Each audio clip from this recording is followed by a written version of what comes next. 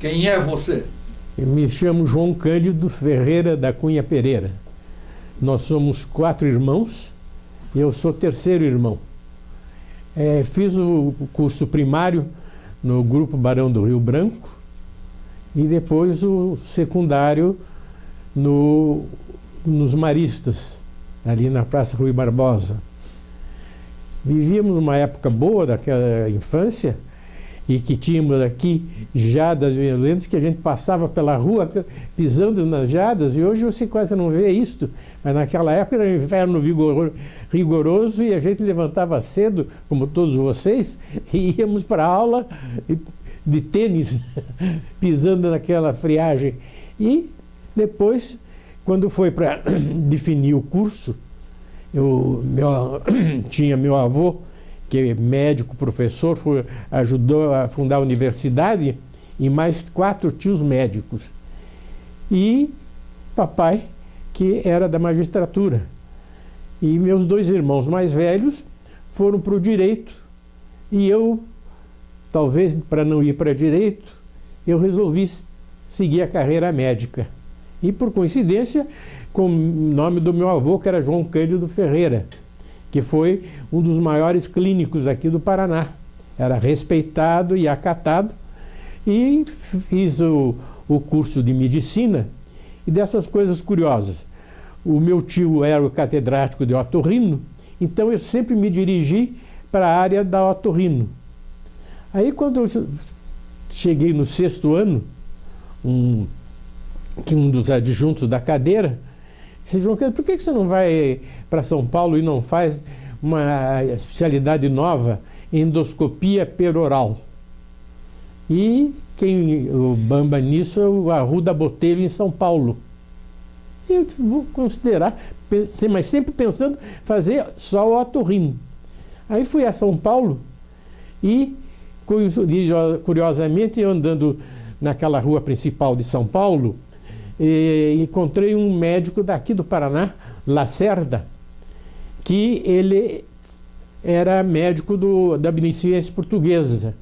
E ele perguntou: João, o que você está fazendo aqui? Eu vou à Beneficência Portuguesa procurar um professor lá, que é Arruda Botelho, para ver se eu posso fazer estágio com ele. E coincidiu, ele disse: então eu estou indo para lá, eu sou lá, vamos lá. E ele me introduziu na Beneficência Portuguesa. Então isso facilitou muito para o início da minha especialidade. É uma especialidade que, curiosamente, é endoscopia peroral. Vendo pela boca, mas hoje, com o progresso da medicina, e eu estou formado já há 60 anos, ela desapareceu, essa especialidade. Porque o otorrino fica com a parte de laringe, o pneumologista fica com a parte pulmonar, e o gastroenterologista fica com a parte de esôfago e estômago. Então, ela como especialidade desapareceu. Mas eu sempre fiquei nesta área médica e, coincidentemente, quando você falou, perguntaram, o Gasparetto falou, se perguntaram se ele era orador, e ele disse que era. Eu, quando vim da especialização do curso de São Paulo, cheguei na Santa Casa e o Mário Abreu, que era o professor de cirurgia, disse: João Cândido, eu quero que você dê uma aula aí. Mas não, posso dar, sem problema nenhum. Eu estou com tudo na cabeça, né? Então, marcou para o dia seguinte, eu fui todo prosa, achando que... E comecei a falar, quer dizer, sem experiência de docência, de nada. Falei 15 minutos e depois, sem o vexame, comecei a inventar coisas e consegui falar mais só meia hora e esgotei. E assim então começou a minha carreira também universitária, porque depois eu fui professor de endoscopia, e eu cito sempre isto, que naquela época se podia, quer dizer, eu fui professor da Federal adjunto, da Católica e da Evangélica eu fui catedrático das 2 cadeiras de otorrino. Mas naquela época você saía da Santa Casa, ia para o hospital evangélico, saía do outro, ia lá na PUC com uma facilidade danada. E acabei atendendo todos os hospitais de Curitiba, com exceção do Nossa Senhora das Graças, que já tinha um especialista lá. E a minha especialidade, a coisa mais curiosa, que eu gosto de contar sempre, são os corpos estranhos. Então, por isso que se chama endoscopia peroral, porque você introduzia um tubo rígido com uma iluminação distal, você introduzia pela boca, passava, ia para o laringe e ia para o pulmão. E aí você encontrava lá semente de criança pequena que aspirava, semente, alimento. Feijão, milho. Como?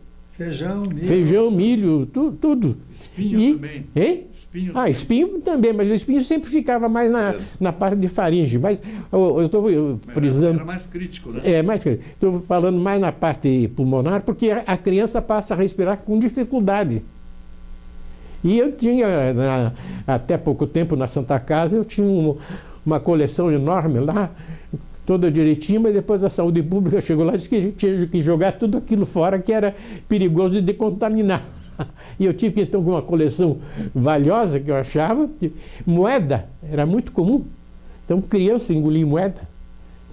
Tive caso de tirar 2 moedas de uma criança só, do esôfago, que em geral parava na parte de cima. Criança e bebê também? Bebê também. Bebê, eu tive um caso, e o mais curioso é o seguinte, que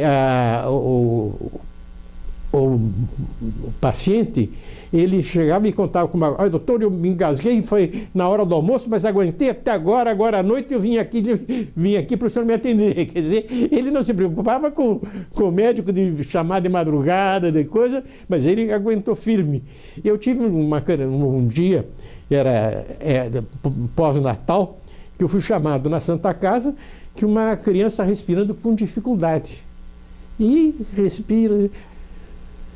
Levei para o raio-x, porque a gente sempre fazia naquela época, então, como era emergência, não esperava tirar a radiografia, eu fazia a radioscopia e olhei o pulmão sem problema nenhum, mas a criança respirando com dificuldade. Levei para a sala. Quando coloquei o broncoscópio, que esse é o aparelho que a gente usa, tinha uma correntinha de boneca. Ela tinha ganho uma boneca e com uma correntinha. Mas dessas correntes de barro, só com a pintura. A razão porque não aparecia na endoscopia. Então, é como uma mágica, porque você introduz por dentro uma pinça e tira, a criança fica boa. A moeda, você tirou a moeda, passa a engolir sem problema nenhum. E essa parte, eu digo sempre que é tragicômico, porque um dia eu cheguei cedo no consultório na Santa Casa, estava um casal de lua de mel. E ele tinha sonhado, não me lembro o sonho que ele teve, quando ele acordou ele tinha engolido uma ponta imóvel, na lua de mel. Uma ponta imóvel que eu, então, tirei e, evidente, ele já ficou bom. Agora, às vezes tinha as complicações também, né? Às vezes o corpo estranho é pontiagudo e perfura o esôfago. Aí a coisa complica mais. Tive um caso, esse foi no hospital militar, um cidadão que não tinha muito contato com a família, velho, e ele ficou ruim, não engolia, ficou abatido, internaram e fizeram raio-x e não encontraram nada e pediram para eu ver por que ele estava com certa dificuldade para engolir. E quando eu fiz a laringoscopia, aí já era mais alto, o laringoscópio, encontrei uma dentadura na parte baixa do faringe. Então, coisas assim, curiosas. E outra coisa, então, que às vezes você tem que lutar com o cliente, que dependendo do tamanho da moeda, ela passa e ele elimina sozinho. Vai embora. Mas os pais ficam ansiosos, quer que você tome providência, e dá laxante. Eu sempre dizia, não dá laxante, dá massa, porque você não sabe o que engoliu, às vezes tem uma ponta, e aí, como teve um que encravou na saída, no reto. Palito, quer dizer, então tem tudo que você possa imaginar, tem. Se o paciente não é atendido um certo tempo, é fatal. Não. Ele convive, tem uns que convivem. Agora que você falou isso, até foi uma coisa curiosa. Minha cunhada tinha uma empregada que, volta e meia, ela tinha infecção pulmonar. Tratava, melhorava. Aí, um tempo, ela cheguei e disse, manda lá na Santa Casa. Eu internei essa senhora, que já tinha filhos, e quando eu examinei, ela tinha um corpo estranho, uma semente no pulmão, que fazia desde moça que ela tinha aquilo lá. Nossa. E que não foi diagnosticado, e ela se acostumou com aquilo, mas estava lá como um ponto de infecção, e as infecções eram repetidas. Então, é curioso como as coisas acontecem. Outra parte também, aí já é na parte cirúrgica, eu sempre tratei muito de problemas de laringe, de tumores, de pólipos e câncer de laringe.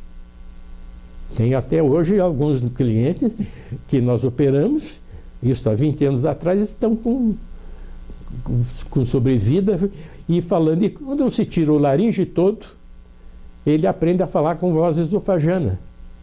Eu estou falando. Quer dizer, e vive perfeitamente bem, só que fica respirando pelo pescoço. E a parte de esôfago também, aí é mais sério, os cânceres de esôfago aí tem que ser uma cirurgia maior, mais complicada, mas sempre fui. E essa parte de professor também, isso é muito gratificante. Como eu lecionei nas 3 faculdades, é interessante que eu vou nos lugares, agora não porque a gente não frequenta mais tanto, mas eu ia e encontrava, o senhor foi meu professor em tal ano, isso e aquilo, o senhor, isso e aquilo. Uma coisa que e eu gostava de mostrar na primeira aula, para causar impacto, é a criança que toma soda cáustica. Isso era uma tragédia. Felizmente, hoje não vende mais soda cáustica, mas era comum criança e, às vezes, adulto que tomam a soda cáustica como suicídio, e a criança, por acaso, porque a empregada estava limpando o chão e ela punha na boca e queimava. E aí há uma cicatrização de todo o trato esofagano e a criança não engole. Aí o que a gente fazia? O tratamento, e até hoje é esse, mas era muito traumático. Coloca uma sonda no estômago para a criança passar a se alimentar por ali, ou a criança, ou o adulto. Aí você dá um fio para engolir, engole com o aspirador, você tira esse fio, e você tem uma haste metálica, a ponta flexível, e que você põe as olivas, que vão aumentando gradativamente. Então você passa de cima para baixo, o fio dirigindo, você faz assim. Então os estudantes ficavam horrorizados, né? E via a rapidez, porque quando viu sair ali embaixo a sonda, e eu fui numa repartição pública. Você conhece o Dr. João Cândido? Sim, ele foi meu professor, e a coisa que mais me impressionou no curso foi as dilatações de esôfago. E a criança depois fica boa, tratando 6, 7, 8 anos, e restabelece com dificuldade, mas restabelece o trato esofágico. E depois, quando foi isto mais ou menos, no primeiro governo do Lupion, eu fui nomeado diretor do Hospital de Crianças.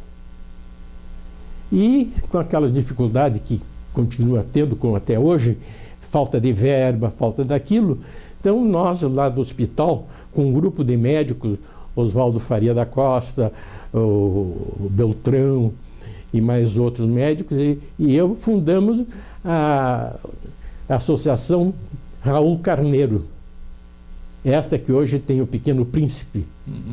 Então nós é que fomos os fundadores dessa associação, convidamos a Raquel Carneiro, que era irmã do Raul Carneiro, que ajudou também, e fundamos.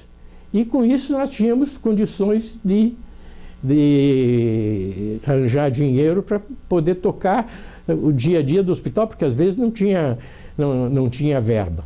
Hoje eles transformaram aquilo lá. Hoje eles contam uma história que foi fundada antes no Clube de 77, do tempo da minha mãe, de coisa. Não, fomos nós, eles contam uma história completamente diferente. Mas essa associação Raul Carneiro é o fruto que deu hoje o Pequeno Príncipe. Esse Hospital das Crianças ficava onde? Onde é o César Perneta. Ali, onde ainda é o César Perneta. E o Raul Carneiro, o Pequeno Príncipe, é nos fundos.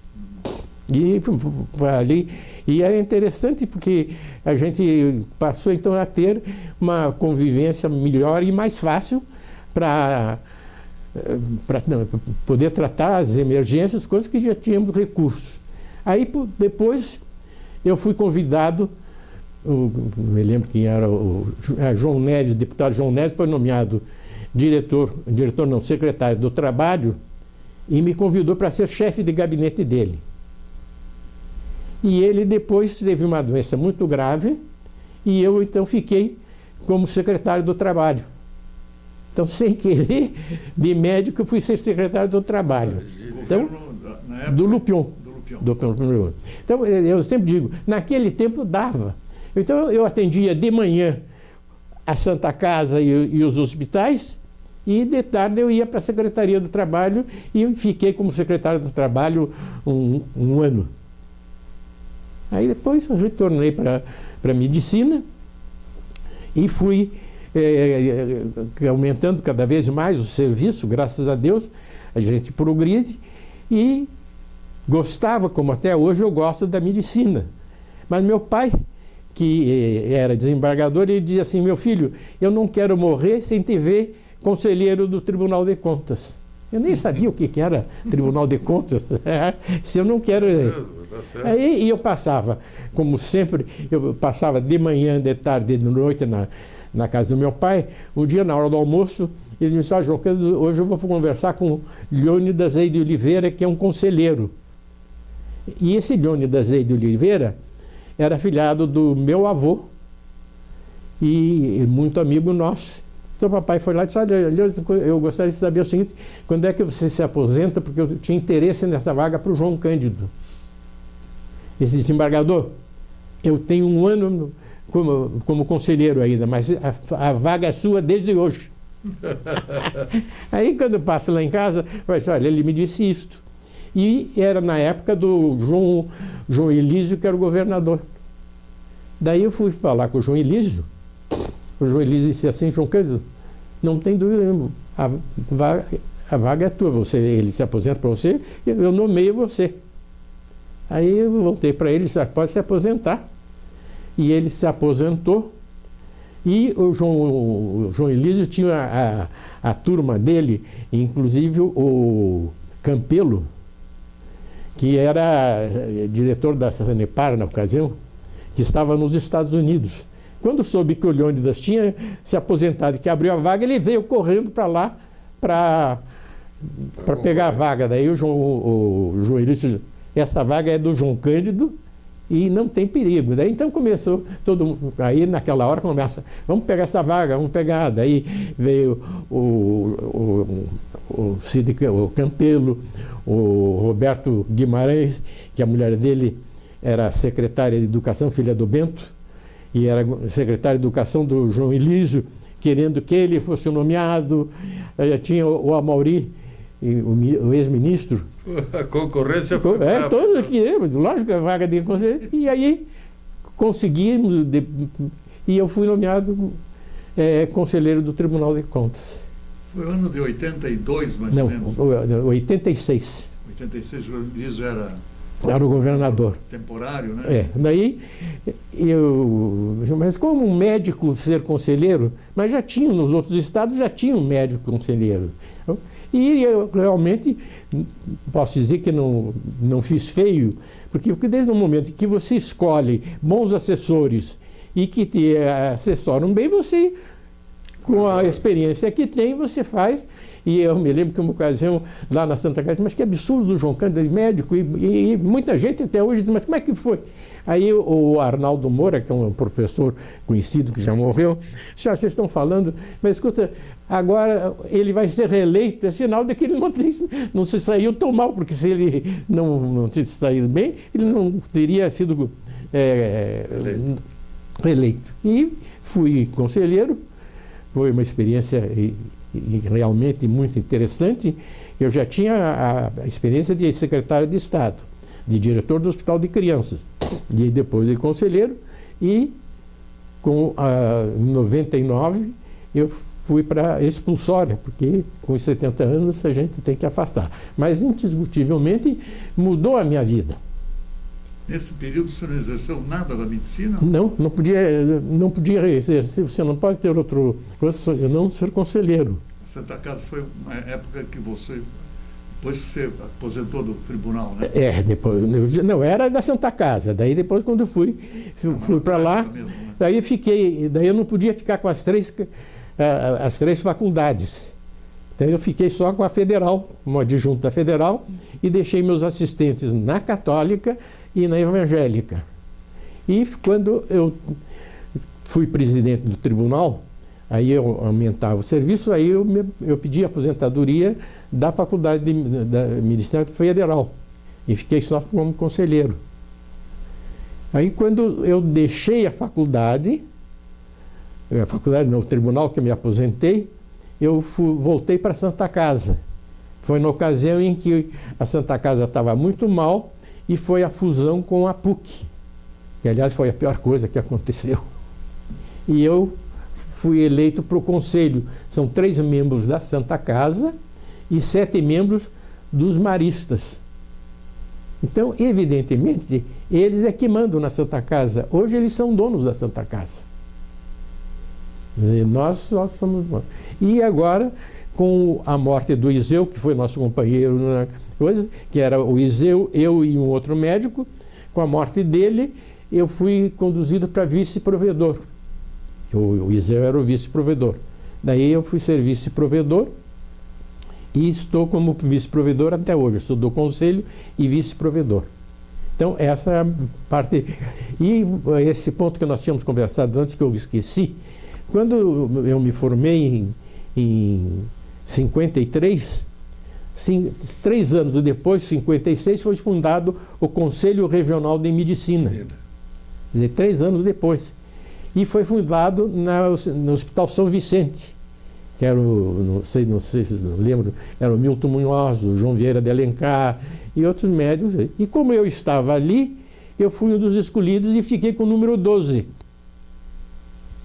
E depois de que o Mário Abreu, o Átila, que foram meus professores, que foram se inscrever. Aí eles se explicaram, mas como é que o João Cândido é 12? Porque eu estava ali e hoje, dessas coisas curiosas, eu sou o número mais baixo do Paraná. Sim, né? Não tem, abaixo de mim não tem nenhum. Já morreram todos. Eu sou mais baixo. E isso é uma coisa interessante, que quando eu chego num lugar, principalmente no meio médico, que eu digo o meu número, todo mundo se espanta e dá uma autoridade e dá um respeito. Poxa, número 12. E outro dia eu fiz uma receita e foi numa farmácia e disse, mas não pode, não, isso aí já morreu. Telefona lá para mim, porque tinha... Escuta, você está vendo aí o nome? O senhor desculpe, porque ele duvida que tenha 12. Hoje tem de 100 e pouco, 200 para cima.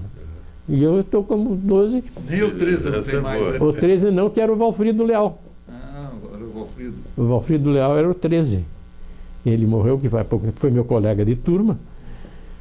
E ele era o 13. E eu sou o número 12. E assim foi a minha vida. E hoje eu estou... Para voltar para... Quando eu me aposentei no tribunal, eu pensei em voltar para a medicina. Mas eu fiquei no tribunal 15 anos. Então você fica totalmente desatualizado da medicina. Aí voltar para me reciclar, para ser atender SUS, Então eu preferi não ficar, fico hoje, mas voltei à Santa Casa, onde eu tenho consultório, eventualmente atendo um ou outro, e continuo junto dos médicos, dos alunos, para ter uma convivência médica, porque a minha origem é médica. Então a gente tem que saber. Conta aquela tua experiência comigo em 1970, indicada pelo O Leônidas Mocelin. Leônidas Mocelin. Quer dizer, foi uma satisfação que ele chega no consultório com um problema de faringe, quase laringe, não hipofaringe, e assustado, como evidente, com medo de câncer, de tudo. Quando eu fiz, eu disse, não. E operei ele ali na hora, não foi assim? E ele saiu bom, graças a Deus. Ficou agradecido e evidente que eu não cobrei nada dele, nem podia cobrar. E ele me deu um belo corte de fazenda, que eu fiz um belo terno que eu tinha até pouco tempo. E assim e aí que nós nos encontramos também depois no Japão, já caiu como conselheiro. Então a vida de médico. Você tem uma tendência social muito grande para o voluntariado, né, doutor João? Sempre. Você foi do Lions, foi do Rotary e participou vida do clube social, do Country Club, e ainda é conselheiro nato, né? Hoje eu sou conselheiro nato. E gostaria de ouvir essa parte social desprendida, sem nenhum interesse, a não ser especificamente. Eu nunca fui assim de frequentar clube, ia eventualmente, mas ia sempre aos sábados na sauna do country. Então a gente ali fazia uma roda boa e coisa. E aí, como eu contei no começo, vou contar agora com mais detalhes, lançaram 2 candidaturas para presidente do country. Era o Valfrido Leal, o Auer, o Marcos Auer, e o outro, quem era, não me lembro quem, que era a parte mais forte. O Castrup. E aquela efervescência. Um dia eu estava já deitado em casa, eram 9 horas da noite, telefono, João Cândido, você pode vir aqui na casa do Marcos Auer, nós queremos conversar com você? E eu levantei e fui. Quando cheguei lá, já estava lá João Cândido para vice-presidente. Então, você quer ser vice-presidente do clube? Eu disse, aceito. E me enganjei na coisa, e que nós éramos oposição e que estávamos em desvantagem, mas quando eu aceitei, levei a influência da família e do jornal, nós transformamos e ganhamos a eleição. Tanto é que diziam, João Cândido, você é o homem forte da diretoria, porque foi quem ganhou a eleição. Então eu fui 2 vezes vice-presidente, depois fui presidente do conselho, e eu não fui presidente, seria naturalmente natural a presidência, mas como minha mulher não gosta muito dessas coisas, então eu não aceitei. Daí fui ser presidente do conselho, e quando fui para o tribunal, eu tive que renunciar à presidência do conselho do clube. Se eu tivesse terminado, eu seria conselheiro nato. Aí depois quando voltei de novo, que eu deixei o tribunal, o Edgar Albuquerque me convidou para ser vice dele, contra o Justus, o Nelson Justus. Então, o Nelson ia ser, daí ele desistiu e nós ganhamos a eleição. Fui de novo vice-presidente do Edgar. E depois, quando terminei, veio o clube transformou, dizendo que para ser membro efetivo, membro nato do conselho, tinha que completar o mandato de presidente do conselho. Daí, numa das últimas eleições do João Ribeiro, eu fui escolher, ele me convidou para conselheiro e me indicou para presidente do conselho. Aí então eu fui de novo presidente do conselho e completei o mandato. Então hoje eu sou conselheiro nato.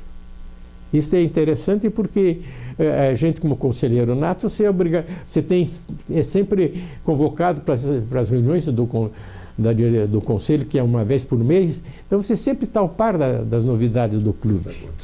Que eu hoje já não faço mais sauna, então eu vivia ali. Mas dessas coisas da vida da gente que acontece há 2 anos atrás, e foi agora, semana passada, eu perdi meu filho, o do meio.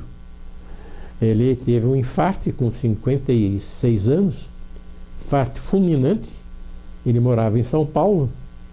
E eu fui assim, na ocasião, não deu tempo de pôr em jornal, mas o Gasparetto soube pelo Cartacho lá no e chegou lá na coisa, e é uma coisa que a pior coisa que tem é você perder um filho.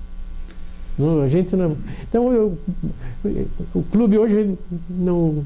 Fiquei 1 ano e meio sem ir às reuniões do conselho. Outro dia que houve uma disputa lá, me telefonaram pedindo se eu podia votar, eu voltei, fui a uma reunião, mas hoje não tenho mais aquele mas ainda tenho amor pelo clube.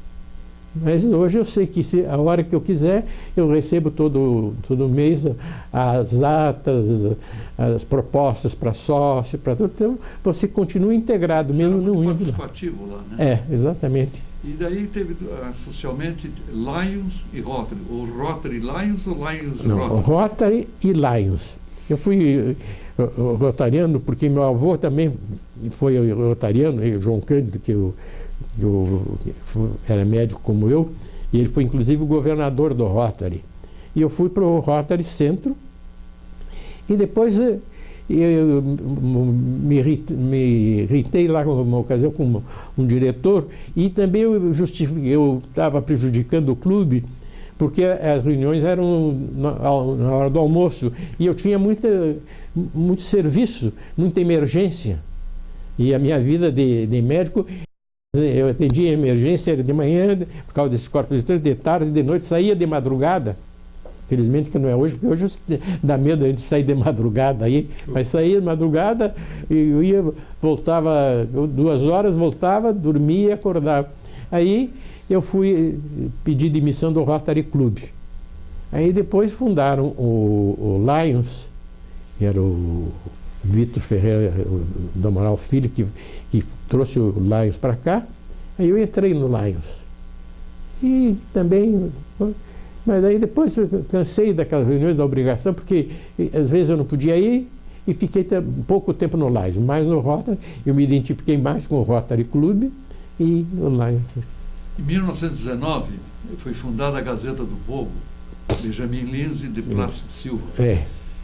E o seu irmão, Dr. Francisco Cunha Pereira Filho, advogado, aliás, renomado, com brilhantes causas ganhas, e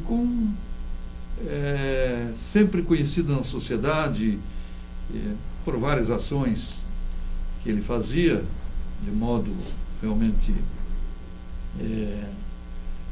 gratificante, ele se interessou pela lides jornalísticas. E eu sei que você participou muito desse momento dele, da aquisição da Gazeta do Povo, junto com Edmundo Lemansky, com o Abdo Aref Kudri, que tinha o Diário da Tarde, e mais tarde com a grande jogada, que é hoje a RPC, e se tornou um dos maiores grupos nacionais de comunicação. Eu gostaria, você como testemunha, e como irmão, Dr. Francisco, e sei que participou de várias discussões até na Combra, pudesse nos contar um pouco desse episódio. Veja, o Francisco, quando ele era amigo do Edmundo Lemansky, e o Edmundo disse: Francisco, vamos comprar o jornal? E o Francisco topou comprar a Gazeta do Povo. Comprou da família do Plácido de Silva, que ele já tinha morrido. Foi a Juril e os irmãos, e o Francisco comprou. Mas o sogro do Lemansky, que era o Papa, dono do Banco Comercial, não queria que ele tivesse outra coisa senão o banco. Então ele disse: Francisco, eu fico, mas não pode ficar no meu nome as ações. Fica. Daí o Francisco João Cândido: você pode ficar com o nome? Não tem problema, para ajudar você, eu fico. E fiquei como figurando o segundo sócio, era o Francisco e eu, 50 e 50. E depois houve uma época que foi difícil levantar a Gazeta, e dificuldade, mas foi indo, e uma hora o Edemundo não quis mais a Gazeta. E ofereceu que eu ficasse com as ações dele. E eu tinha acabado de construir minha casa, e ele ficaria com a minha casa. Daí eu falei ao Francisco, João, eu acho arriscado, a situação é difícil, melhor você não fazer esse negócio. E não fiz, o que eu me arrependo até hoje, evidente.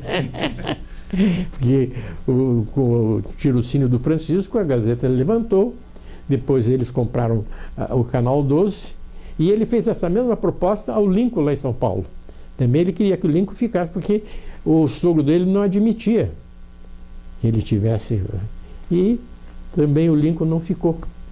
E hoje é esse que se disse, é o grande grupo, né, de coisas que fizeram só, e que foi também difícil, porque eles conseguiram a Globo, aí o Paulo Pimentel, com o prestígio dele de governador, conseguiu que a Globo deixasse a Gazeta, o grupo do Francisco, e fosse para ele. E ele fez uma campanha na ocasião que dizia: quem não tem competência não se estabelece, e ficou com a Globo. Mas daí depois, com a Revolução, pronto, mudou tudo. Mudou tudo. E o Ney não queria, e aí Francisco conseguiu, com um trabalho, né, e que eu também nessa parte ajudei também, conseguimos reverter, e a Globo voltou para nós. E até pouco tempo, muita gente achava que o Paulo Pimentel que era o vítima.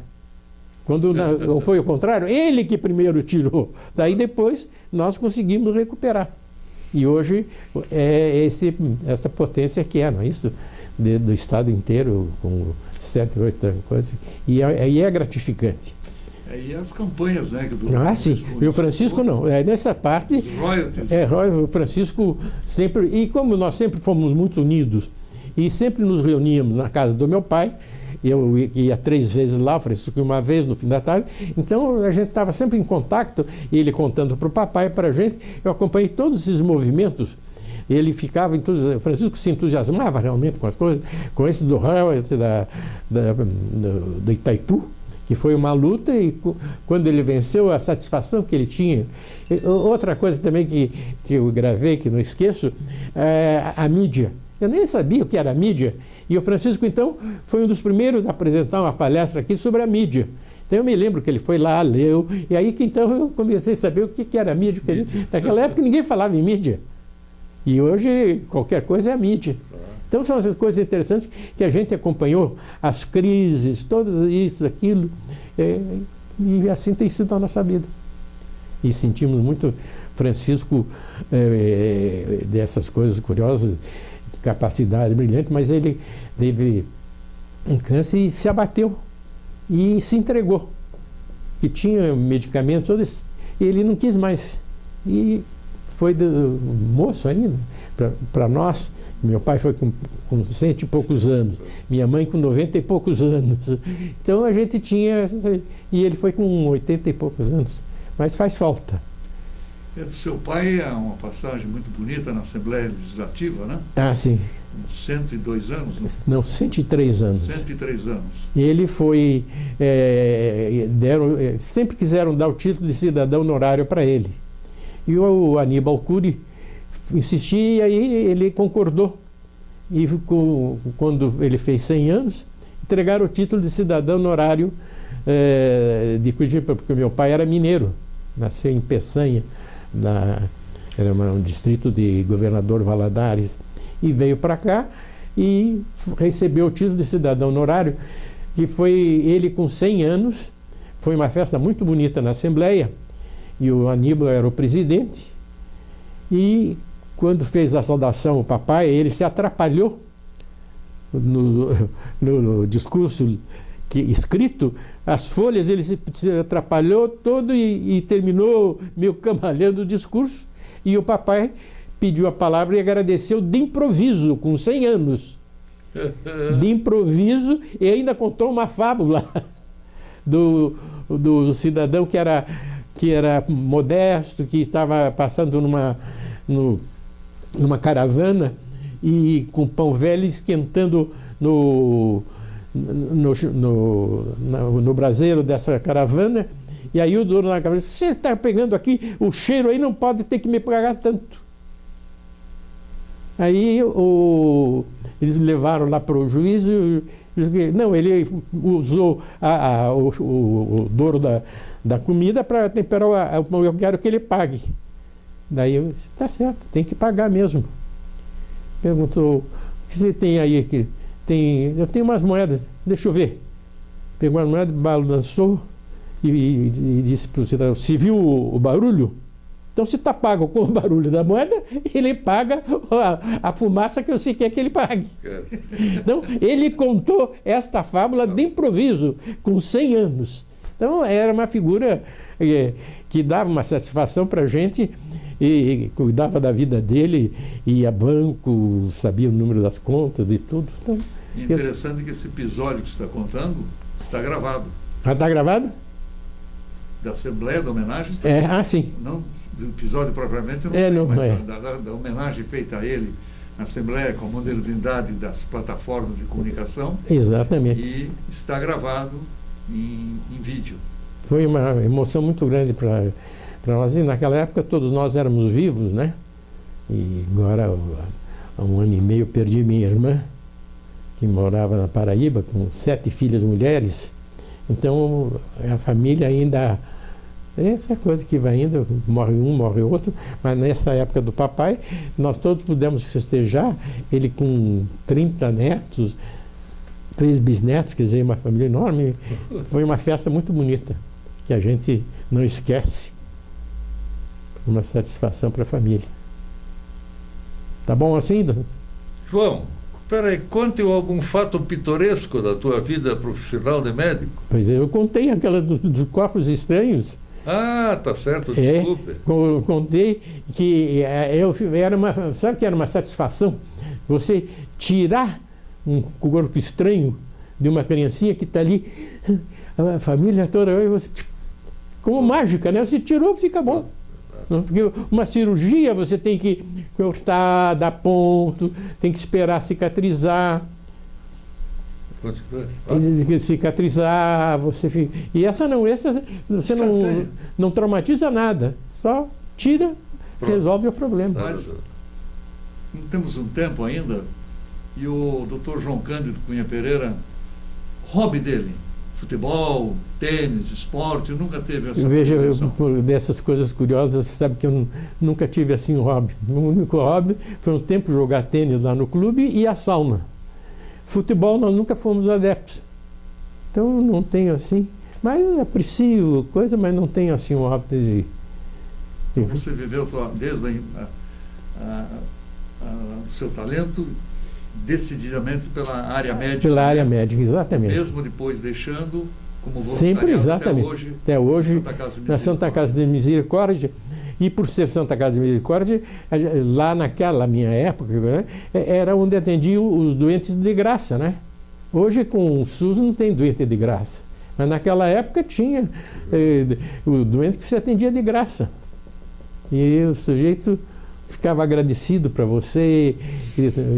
Então você vê a gratidão do doente, do paciente, é a melhor coisa que tem.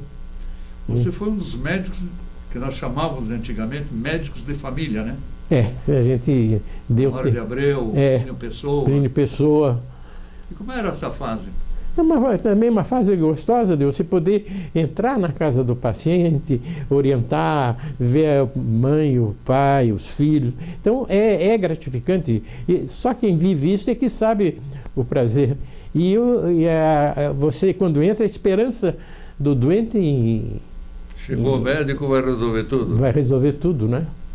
E também teve a parte, você falou de científica, quando foi fundada aqui a Academia Paranaense de Medicina, eu fui escolhido um dos membros. Então eu ocupei a cadeira que era com o nome do meu avô, João Cândido Ferreira. É a cadeira que eu ocupo até hoje, Então eu sou membro da Academia Paranaense de Medicina, que é outra coisa que também me dá uma satisfação profissional muito grande.